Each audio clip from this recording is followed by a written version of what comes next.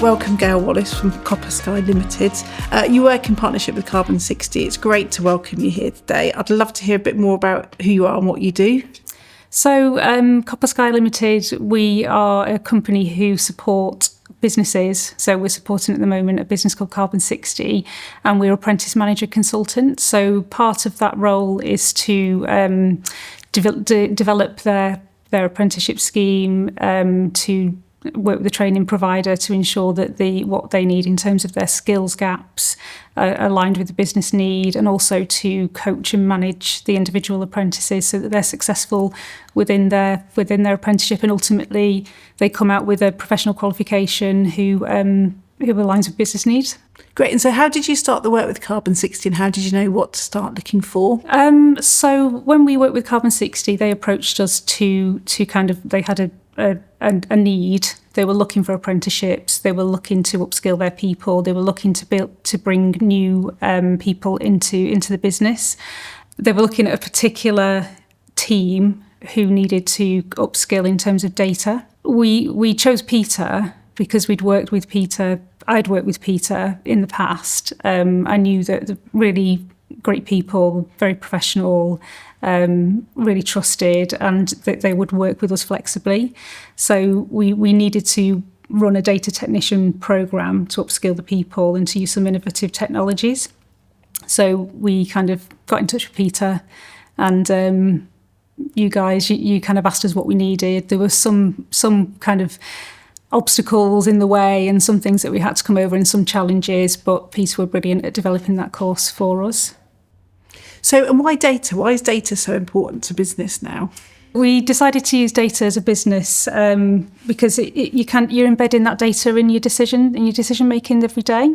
Using that data, you're building new systems, you're building cultures, and you're processing the data to make sure that it's trustworthy, accessible, and reliable data for you to use to make good business decisions.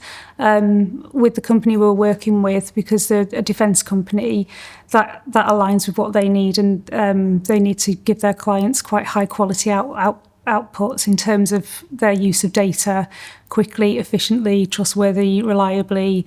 But they need people within their team who are able to use all the tools available to them to be able to do that. What do you think the impact has been so far of the programme? Wow. So the impact of the programme, I would say there's been a massive uplift in terms of people's attitudes to learning, the confidence in individuals. I would say there's a learning culture within the team. People are really keen to do well, keen to learn, keen to kind of like apply the latest innovative skills and tools that they use within the actual team itself. And in terms of like outputs to the client, I think the outcomes have been massively improved. We've had like fantastic feedback from them in terms of the programs and the skills that they've been using. And so by looking at developing the future workforce, which is where you are, what's happened with the existing workforce? Are they keeping up? So the existing workforce, so that these are the people who we're targeting as well. Okay. So it's not just new people and early careers people who are coming in to complete the apprenticeships. We're looking at upskilling people within the team as well. So they are keeping up. Great. And how does delivery support that? So I think there's a shift pattern that works within... So that was one of the things that PETA helped us to overcome. So shift pattern's quite complicated. In terms of off-the-job training, they would... It's quite daunting for a business to think. You hear a message, don't you, that you need like a day off, or you need like what is seen as a day off, or 6 hours off the job training, and like how is that going to fit within the requirements of the business, within the requirements of the apprenticeship. So we were able to develop with PETA, in partnership with PETA, a scheme that helped us to work around the shift patterns of the people within the team. So it's worked really, really well. And so with the business engaging with you, what have you brought to the mix to make sure that this is an effective programme? for the business? I think what Claire and I do is pretty unique. So we work with the training provider and we work with the business as well. So we're kind of a conduit between the two. So what we do is we support the individual apprentices. We make sure that they are able to complete the programme. If they've got any issues, we're able to iron out any of the issues for them. We're both ex-teachers. We've worked in education for a number of years. So we're able to understand the learning theory and what the requirements of the course are, but then we're able to kind of deliver that to line managers in an easily understandable way. So we're able to work as a partnership between the three of us. Great. And talk to me then a little bit about the line managers in the business. So how do you work with them, with your educational expertise? So line managers have a full-time job. So sometimes the apprenticeship can be maybe a little bit daunting for them to think, actually, do I want to take on an apprentice? Because it's going to be extra work. So what Claire and I do is we work with the line managers and we kind of manage the whole side of the apprenticeship bit of it. So that includes getting feedback from them, looking for experiences that apprentices can have within the work, having that dialogue with them to say, there's parts of that knowledge, skills or behaviours that these apprentices need to cover. What can we do? How can we help? How can we make sure that gets covered and it's actually useful to what you're doing at work and it's something that you need? The line managers also attend learning progress reviews when they need to as well. But if they don't have the time to do it, that's where we'll step in and we'll be there as the constant. Thinking about your background in teaching, so you'll understand what makes a good educational experience. Can you talk to me a little bit about how you ensured the programme is a great educational experience? Because the apprenticeship world shifted massively over the last 10 years. Yeah, so I think, going right back to the beginning, so we look for training providers. So we'll do a quality assurance kind of exercise to make sure that the people who we're working with are the people who align with kind of our role and our philosophy as well in terms of what we want out of the apprenticeship. So we would obviously meet with the tutors, meet with your account managers, make sure that we align, and then as it's going through, looking at the knowledge, skills and behaviours, looking at how the programme's set up, how the programme's going to be delivered, the types of things that the apprentices are going to be learning, we can kind of quite deeply dive into that and make sure that it's appropriate. And I think that's the beauty of working with a local provider like PETA. There's a few things really. Firstly, you guys understand the local business, so you understand the sector and what the skills gaps are within the region. You understand how our businesses work because we have that dialogue. And also you understand things like, if there's any security concerns because we work in the defence industry, we can help us to overcome that and to make sure that we're meeting the needs that we need to meet for that business as well. Great. And what do you think is up and coming for education? How do you think these programmes can develop into the future? It's like you say, there's a lot of change, isn't it? So, I feel that, we've spent a long time waiting for guidance to come out in the government, really, and for them to say what's going to happen. I think, there's probably going to be a shift to more short courses, thinking about things like front loading the programme. So, businesses, they might say, oh, well, we can't wait 18 months for these skills to be applied. So, training providers might say, okay, let's front load these skills so that you can apply them to your businesses straight away. So I think, that's going to be coming as well.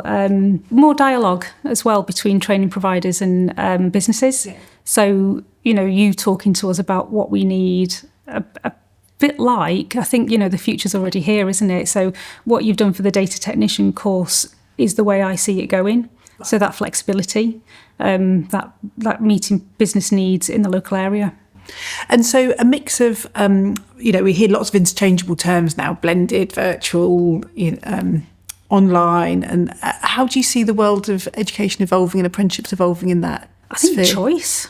Okay. Choice, I think, is the main thing. So, going back to what we were talking about in terms of the data technician course and what we needed for those people, it's that was perfect for them, and having the choice to be able to do that and knowing that's going to be a quality course and what they need is brilliant. But I think as well having the option for people to have face-to-face training as well and in-person training too, because I think there's also a place for that as well.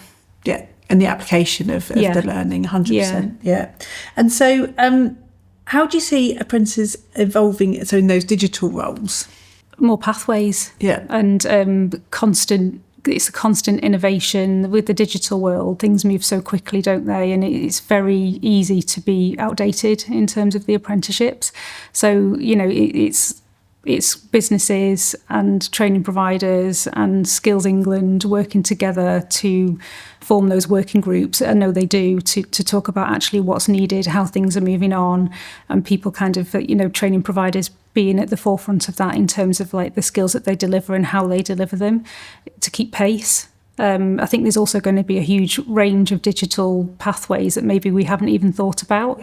So, it's kind of keeping up to date with the latest research and what's going on in business, and being able to respond to that in timely response. And so you've talked a lot about business. So do you believe that the business is the way that we need to be focused, and the education? How does that balance? It's difficult, isn't it? Because the way apprenticeships are developed is that it is a focus on business, isn't it? And it is a focus on, giving businesses the skills that they need.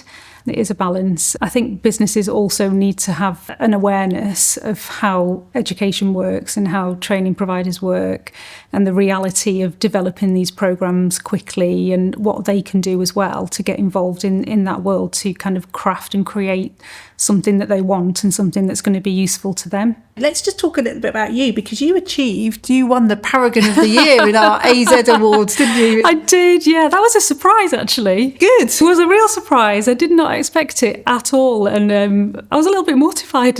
Mortified? It was supposed to be a celebration. It was a celebration, but it was great. It really was. It was lovely, and I think what was good about it was it's a team effort. Yeah. So, I work with Claire. Claire's my business partner. We work together to develop this programme, plus, having the support of Carbon 60 as well, who have kind of trusted us to develop this programme.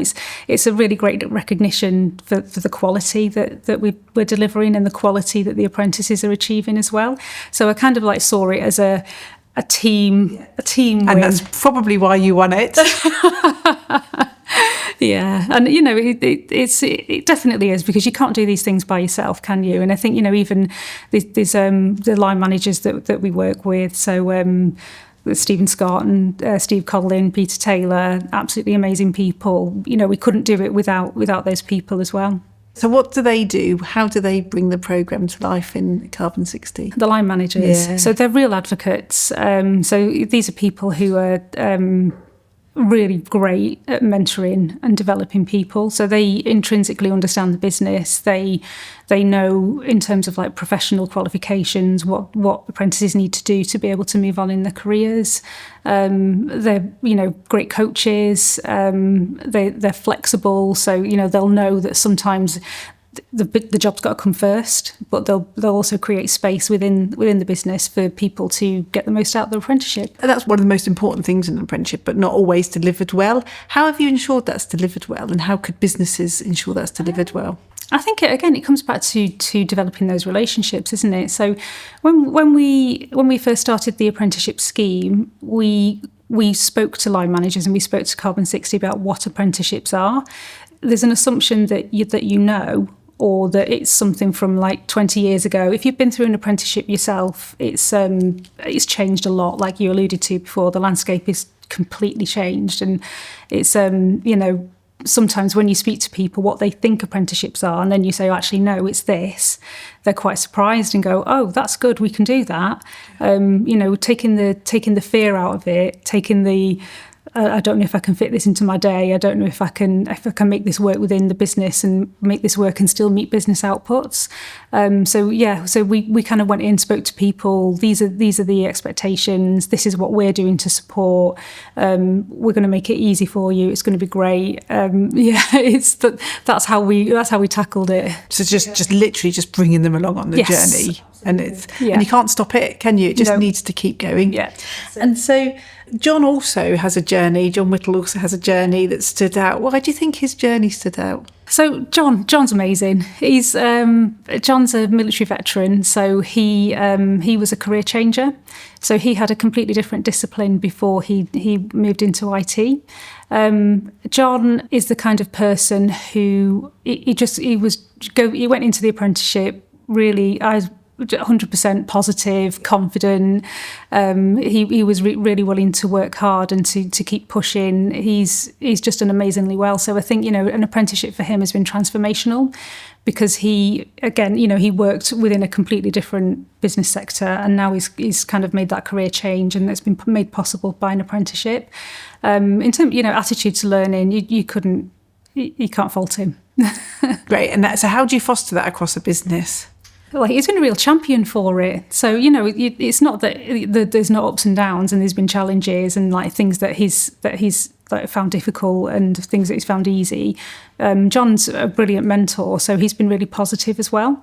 So what he's doing, he's been able to talk to his team and the people that he works with and beyond, and say, actually, this is really good. So, when I was using Excel, I was using it at a really low level, but now I'm using it at this level and it's really quick. Let me show you.